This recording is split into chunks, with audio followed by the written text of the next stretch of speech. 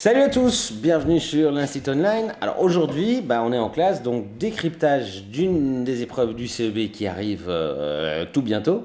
Il s'agit du savoir écrire. Et il n'y a pas grand-chose à savoir par cœur, mais il y a plein de choses à savoir faire. Donc le savoir écrire demande une attention particulière. Mais rassurez-vous, on va essayer de décrypter ça ensemble. C'est parti.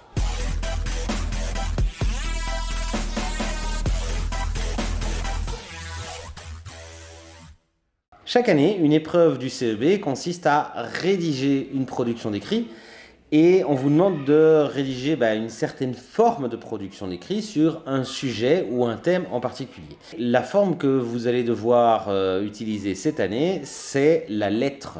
Vous allez devoir raconter un événement que vous avez vécu dans une lettre. Si l'événement, c'est vous qui allez le choisir et que forcément ça va être différent d'un élève à l'autre puisque vous avez tous vécu des choses différentes, vous allez devoir néanmoins tous respecter certaines choses. Et notamment, la première des choses à respecter, c'est la structure de la lettre. Il faut savoir qu'une lettre est toujours construite de la même façon et vous devez respecter le schéma pour que la lettre soit correctement écrite.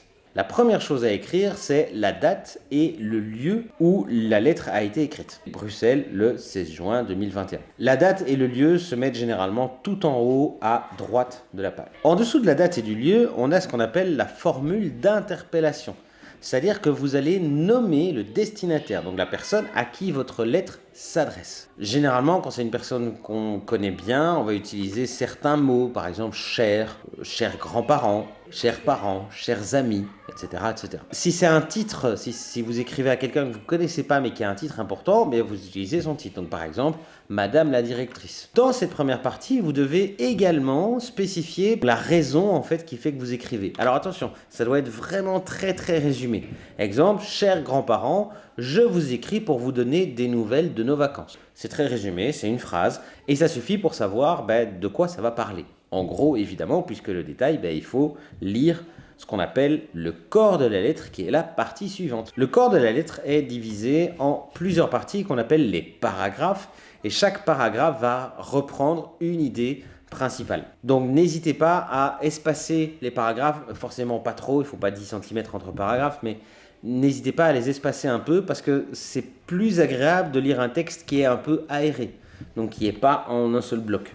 Donc on fait des paragraphes, on sépare un peu les paragraphes, mais les paragraphes doivent comporter des phrases qui fonctionnent entre elles.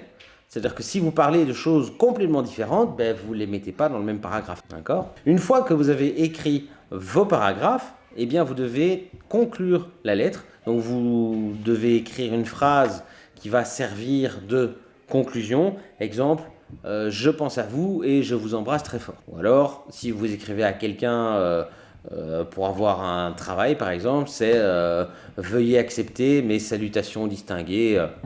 Ça fait très... voilà. Vous écrivez une phrase pour conclure. Et en dessous de cette phrase, soit vous écrivez votre prénom et votre nom, ou soit vous mettez votre signature. Voilà. Si vous n'avez pas de signature, vous écrivez juste votre prénom, votre nom. Et puis voilà. Donc ça, c'est pour la structure de la lettre. Elle doit absolument être respectée. Je vous mets juste en dessous, en description de la vidéo, des exemples et un rappel sur les éléments qui doivent se trouver dans une lettre que vous écrivez. Alors, je voulais en profiter dans cette vidéo pour vous donner des pistes, parce que il ne suffit pas de respecter la structure de la lettre pour avoir un savoir écrire qui est bien. Forcément, le respect de la structure de la lettre, c'est hyper important, mais vous devez évidemment faire attention à pas mal d'autres choses. Alors, à quoi il faut faire attention quand on fait un savoir écrire ?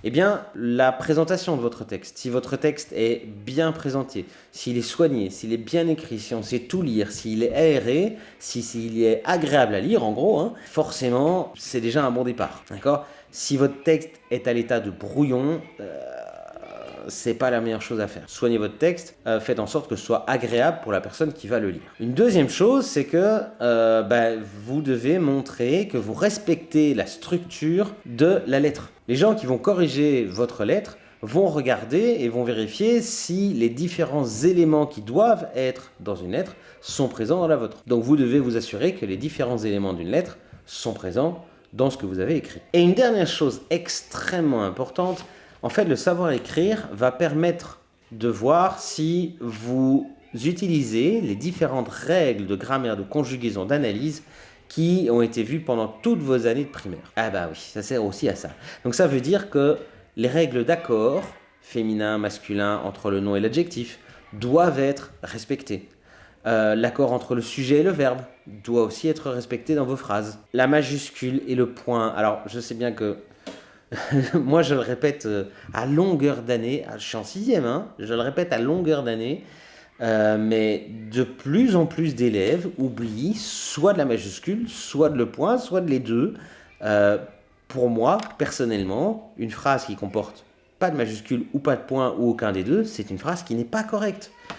Donc c'est quelque chose qu'il ne faut évidemment pas oublier, la ponctuation. Et tant que je suis en train de parler de la ponctuation, n'hésitez pas, quand vous avez une phrase qui est un peu longue, à utiliser la ponctuation pour l'alléger un peu.